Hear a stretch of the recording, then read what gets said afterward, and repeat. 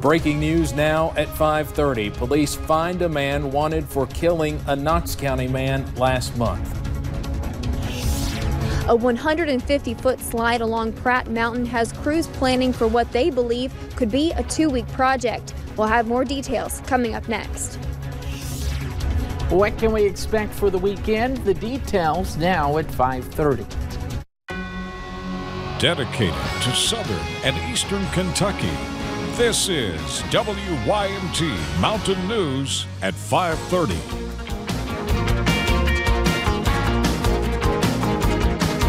Good evening, I'm Steve Hensley. Tonight we begin with breaking news out of Flint, Michigan. That is where police found this man you're about to see, Philip Lee Lewis. He is charged with the January murder of 25-year-old Gary Medlin in Knox County. You see the suspect there. Just before 4 o'clock, police found him in Michigan. That's where they believed he could be all along. Police say Lewis shot Medlin at the A&B Quick Stop in Knox County during a robbery back on January 16th.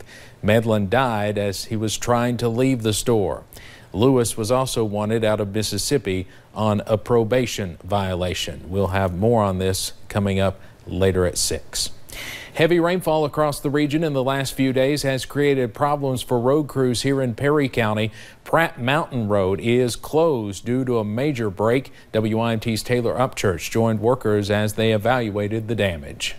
We've had slides here in the past. Pratt Mountain Road is currently a headache for road crews. With all the rain that we've been having lately, the excessive water runoff has caused a lot of issues. These men watched as it fell Thursday afternoon.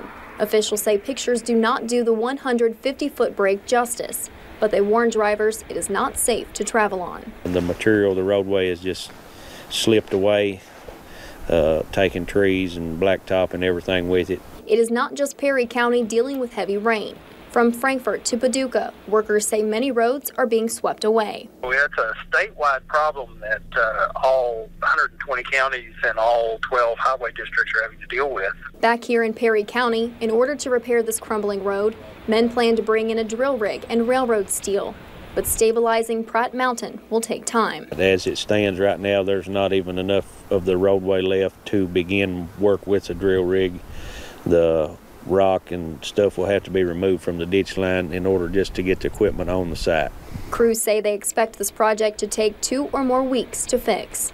In Perry County, Taylor Upchurch, WYMT Mountain News. For an alternate route, drivers can use the Maces Creek end of Kentucky 1165 to Kentucky 7.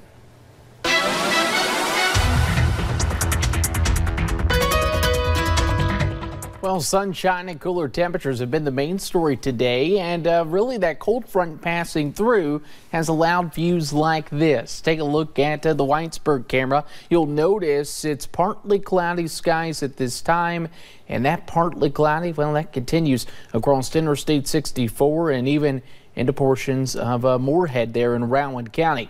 Notice the National Weather Service camera, not much changing. In fact, you look at sunny skies and temperatures now slowly starting to drop. 32 in Jackson. Notice a decent spread. Those lower 30s to the north and the mid to upper 30s to the south.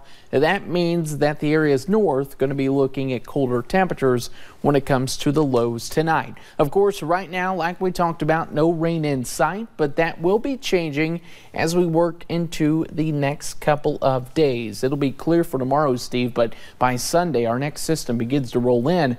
We'll have a full look at that forecast and what you can expect for the next 7 days coming up in a few short minutes. All right, thank you, Andrew. In the past couple of weeks, several scandals have hit some of Virginia's top politicians. First, a racist photo surfaced from Governor Ralph Northam's 1984 medical school yearbook. After that, the lieutenant governor was accused of sexual assault, and then the attorney general admitted to wearing blackface. WYMT's Macy Marie headed to Wise, Virginia today and talked to folks about the mounting issues. Anything to say about the yearbook, sir? What some call a political mess hit Virginia in the past couple of weeks. I think it hurts the reputation of the Commonwealth. It started when this photo surfaced, allegedly showing Governor Ralph Northam wearing blackface. I think this is nasty and it's unpleasant, but I think it's probably part of the necessary growing pains to getting to be a more enlightened society.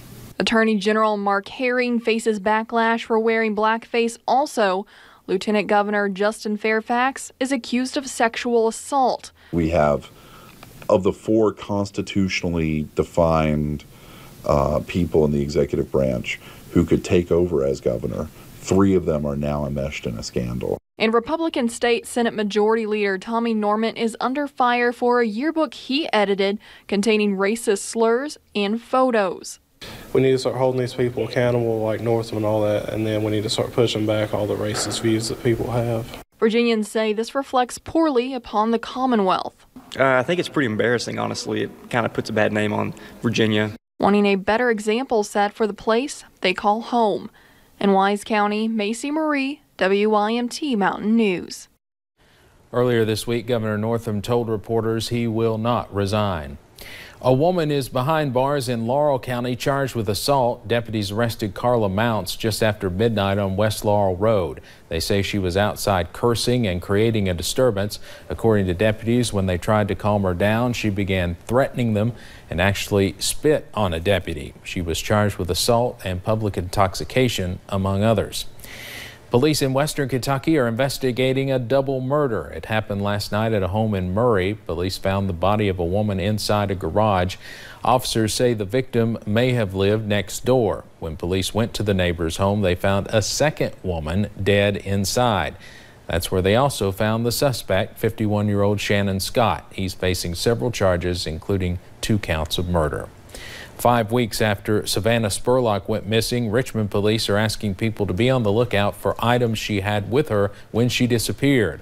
Officers are looking for a crossbody purse as well as Spurlock's cell phone. It's been turned off since the Friday she disappeared.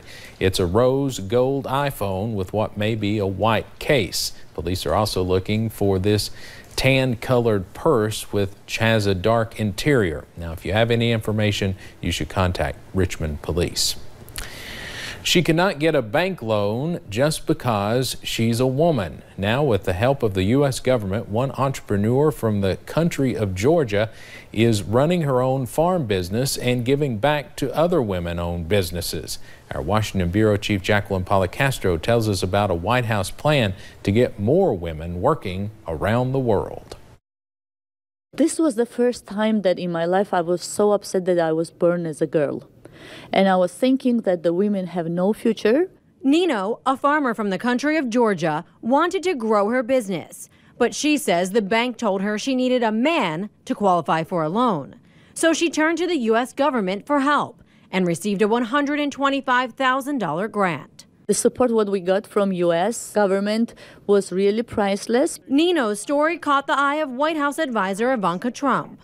She had 2 cows. She now is one of her city's largest employers. She has 150 employees in one of her businesses, 300 in another. Trump sat down with us for an exclusive interview about a new White House program to put more women to work, the Women's Global Development and Prosperity Initiative. You say 2.7 billion women across the globe aren't working because they don't have access to things that we take for granted, like opening up a bank account. Yeah. You're taking on some serious cultural issues.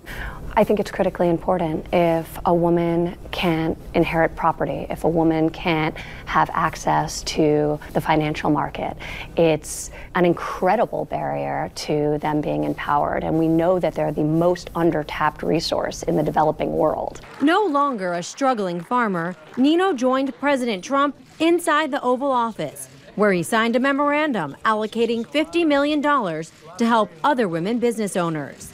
It's a move Nino believes will make a big impact across the globe. And if we want a more peaceful world, we need the more women in decision-making processes in politics and in economy. Reporting at the White House, I'm Jacqueline Policastro.